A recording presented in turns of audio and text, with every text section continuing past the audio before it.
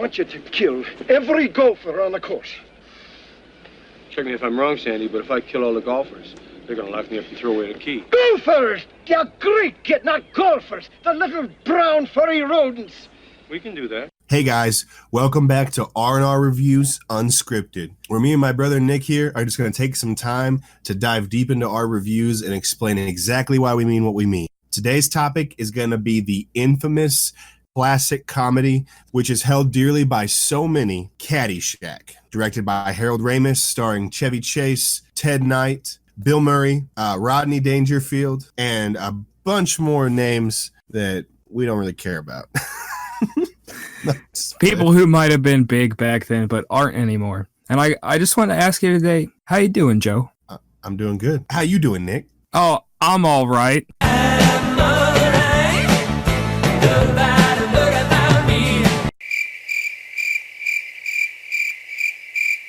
Alert, if you haven't seen the movie Caddyshack, well, I don't know what to tell you, because this movie just had its 39th anniversary last week. Yeah, by this point, there's no need for a spoiler. Well, by the time you hear this, it will be a couple weeks in the past, because we're from the past as well. Dun, dun, dun.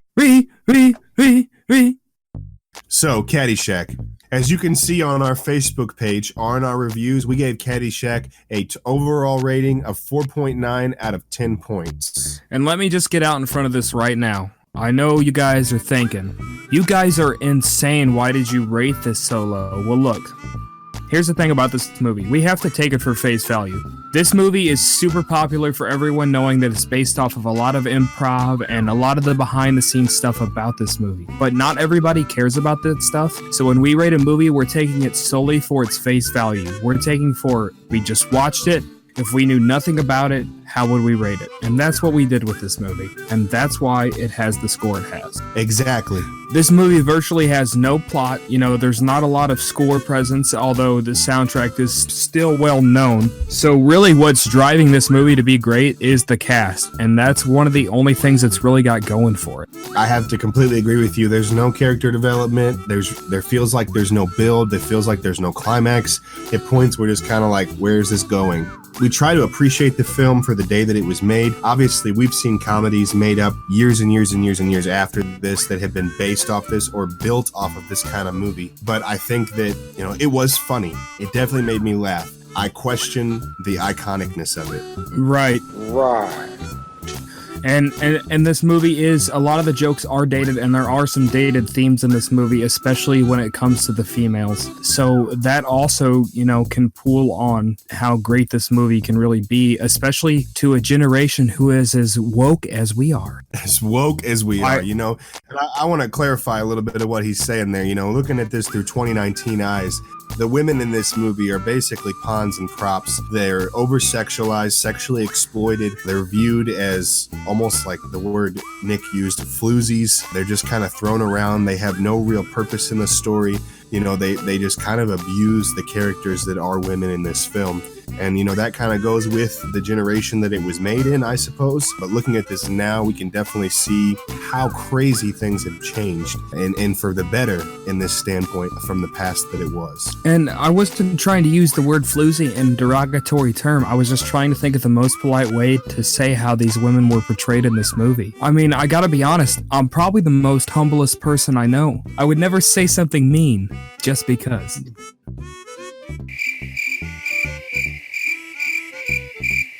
Definitely. I mean, I think you're coming from a pure, honest place of heart.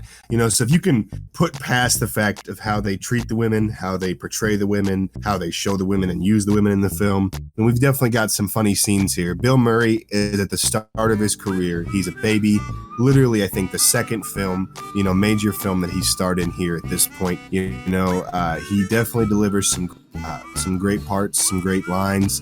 His character originally, Carl Spackler, was not even supposed to talk in the film, but they did tons of improv and ended up creating this great character that Bill Murray played. Right, and you can tell the improv's there when you watch it, especially if you go into watching the movie knowing a lot of it was like, oh yeah, you can definitely tell. But man, some of the stuff these guys are coming up with is great. Chevy Chase, Rodney Dangerfield, Bill Murray, they're all the kings of improv improv, and they just do a fantastic job in this movie, and they're all three hilarious in their own ways. You know, Chevy Chase has got that really dry humor. You know, Rodney Dangerfield's got a little bit more of the physical, crazy humor. And Bill Murray, I don't even know how you'd categorize his humor in this movie, but it's funny. He's definitely my favorite in this film. He's about 455 yards away. He's going to hit about a 2-iron, I think. Well, you got all of that. I mean, I think I still stick with Bill Murray being my favorite here. You know, this was directed by Harold Ramis. For those of you that don't know who that is, he's the really smart guy with the glasses in Ghostbusters. Whoa, his name is Egon, okay? I apologize, Egon. But if you're not familiar with it, you'll be able to know who he is. He had just come off helping write National Lampoon's Animal House, which was a huge success, and then this film was to Farrell as his directorial debut. Needless to say, you can definitely tell it, but he would definitely state that he had no idea what he was doing. So it was like a grandiose delusion that was turned real on us. So then we thought, well, now we'll do Caddyshack. That will be the most successful comedy ever. We'll do better than Animal House. And it didn't half as well, if that much. May he rest in peace. So Kenny freaking Loggins. And great soundtrack. And we actually have a direct quote from Kenny Loggins. We actually reached out to him via email and asked him, you know, to comment, you know, as the reviewers we are, and he said, no, thank you, I'm all right.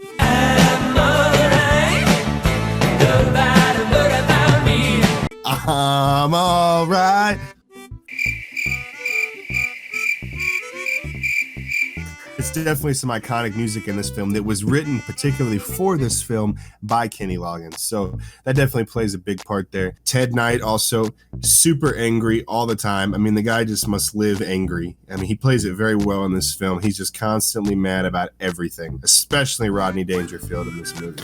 Right, and they said that he was kind of frustrated on set because of how much improv was happening. So maybe he just channeled that into his character very well. Also, this was his last film before his death. He did continue to do some TV shows, but this was his last movie before he passed away. May he rest in peace. Yeah, I was reading somewhere that, you know, the original directorial cut of this film was 4.5 hours when they made it, because there was that much improv involved. And they ended up narrowing it down to what you see today. But there was tons of jokes, improv that was cut out of this film that it just seems like these guys just showed up and just jacked around and had a good time and ended up making what became iconic classic comedy. Right, it almost feels too long already, so there's no way. Yes, I have to agree with you there. Yeah, definitely. Another thing was that Chevy Chase and Bill Murray didn't like each other, but everybody said that on set they were cool. Even though they only have one scene together, which was also all improv, they said that they were cool. Another cool note: that scene wasn't actually in the original cut. Some people had watched it early on, and the studio hit them back and said that they desired to have a scene where those two meet, and so that scene was added additionally later. Oh. Wow. Also, the gopher wasn't originally in the film. Harold Ramis wanted to use a real gopher for the cuts. They ended up bringing in special effects supervisor John Dykstra, who was an Oscar-winning FX master who worked on Star Wars, and he constructed the gopher puppet. All the gopher shots were done post-production, which is why they look the way that they look compared to the actual movie. But very interesting there. Another interesting note: the sound effects used for the gopher were the same sounds used for Flipper in the 1960s. Cool. So the gopher's a dolphin? Exactly. To train the dolphin, you must think like the dolphin. You must be getting inside the dolphin's head and communicating. I'm saying to Snow like, and he is saying, and he is up on the tail. And you can quote him. Well, no wonder the gopher keeps getting away from Bill Murray. It just swims off. Yeah. The whole Dalai Lama scene with Bill Murray was also improv, and the young actor he was talking to got very nervous because the pitchfork was very real, and he wasn't sure what Bill was going to do with it. Gunga, galunga. Gunga, gunga, la gunga. So we finish 18, and he's gonna stiff me. And I say, hey, Lama, hey, how about a little something, for the effort, And he says, there won't be any money. But when you die, on your deathbed, you will receive total consciousness. So I got that going for me, which is nice. I can't imagine being on that set and seeing those things. Since this was Harold Ramis's directorial debut, as you may know from this crew of people who ended up, going on through the 80s and even early 90s, some, and making what comedy features we know of today, National Lampoons, Ghostbusters. I mean, there's just tons of films they went to make. They were pretty big partiers. And they said that since this was Harold Ramis's first movie ever, he actually did not go to any of the parties that they had every night after shooting. Every night after shooting, the cast and crew would go out and just do what they do, party their butts off. Harold Ramis sat it out until shooting was finally done. On the last day of shooting, they said he got so messed up they literally had to carry him back to his hotel room. And it's an interesting note, he did sit it out, and some of the other guys, they probably would have sat it out, but they couldn't because they had in fact partied their butts off.